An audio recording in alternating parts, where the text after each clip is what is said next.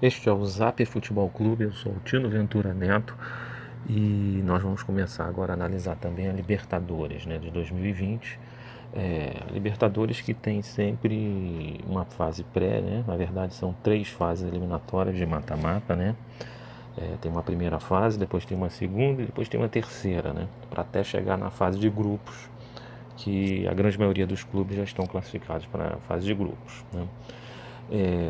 Vamos analisar primeiramente só esses três primeiros confrontos dessa primeira fase, né? Na verdade são três jogos que classificam três equipes, né? O primeiro confronto envolve o San José da Bolívia, né? Que joga em Oruro, naquela altitude terrível que o Flamengo enfrentou no passado, né? Contra o Guarani do Paraguai, né? O San José, ele está indo para a oitava participação em Libertadores, ocupa a posição 87 no ranking da Libertadores de todos os tempos, né? E ele só conseguiu chegar às oitavas de final uma única vez, que foi em 1996, né? Já o Guarani do Paraguai, ele está indo para a sua 18ª participação, um time bem mais experiente, é um time quase grande, né, no Paraguai, né? Ocupa a posição 37 do ranking na Libertadores, né? E tem como destaque sua grande campanha no ano de 2015, quando ele chegou nas semifinais, né? Naquele ano ele eliminou inclusive o Corinthians, né? Eliminou depois o Racing e nas semifinais caiu para o River Plate, né? É um confronto que, em tese, o Guarani do Paraguai é favorito, né? Mas joga a segunda partida em casa também, que é uma vantagem. Mas o perigo é sempre o fantasma da altitude lá em Oruro, que é uma cidade das mais altas do mundo. O segundo confronto envolve o Carabobo da Venezuela, né, contra o Universitário do Peru, né?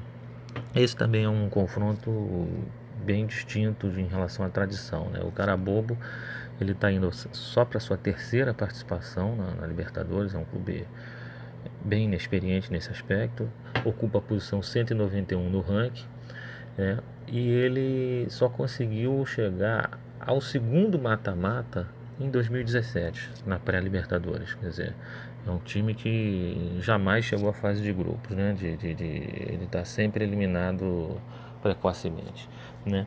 Já o Universitário do Peru é um dos grandes clubes do Peru, né? De Lima, detentor até é o dono do estádio Monumental, onde foi feita a final do ano passado entre Flamengo e River, né? Ele é o 15º do ranking da Libertadores de todos os tempos, vai para a 31ª participação, pra vocês vejam como é que é um time bem experiente, cascudo, e tem no seu currículo um vice-campeonato em 1972, bem antigo, lá no início da Libertadores, mas o fato é que o Universitário tem história, né? E eu acho que é o favorito desse confronto, também joga a segunda em casa, isso também é uma boa vantagem. Por fim, o terceiro e último confronto envolve o Progresso do Uruguai, uma equipe bem pequena do Uruguai, uma daquelas bem pequenas de Montevideo, né, contra o Barcelona de Guayaquil, né? Esse confronto também tem desnível de experiência, de peso, de tradição, né? O Progresso está indo só para sua terceira participação também na Libertadores, né? Ele ocupa a posição 113 no ranking, né? E nas duas participações anteriores, o Progresso só conseguiu passar para as oitavas em 1990. Na outra participação caiu na fase de grupos, né? Já o Barcelona de Guayaquil é uma das grandes equipes do Equador, junto com o Emelec, com o LDU, com o El Nacional, né? São as quatro. Tem uma posição no ranking excelente, 18º, né, na história. Tem 26 participações em Libertadores, quer dizer, um time que participa com frequência, né? E no seu currículo constam dois vice-campeonatos, né? O de 1990, né? E o de 1998, né? Esse inclusive foi contra o Vasco, né? A final contra o Vasco, primeira partida em São Januário, né? E a segunda em Guayaquil, o Vasco conseguiu ser campeão em cima do Barcelona de Guayaquil. Acho que esse confronto também, o Barcelona de Guayaquil é favorito para passar, né? E aí vamos aguardar o desfecho dessa primeira fase, né, da Libertadores. Aí esses três clubes que passarem vão ingressar no segundo mata-mata, na segunda rodada, e aí eu já farei as análises já com os confrontos definidos.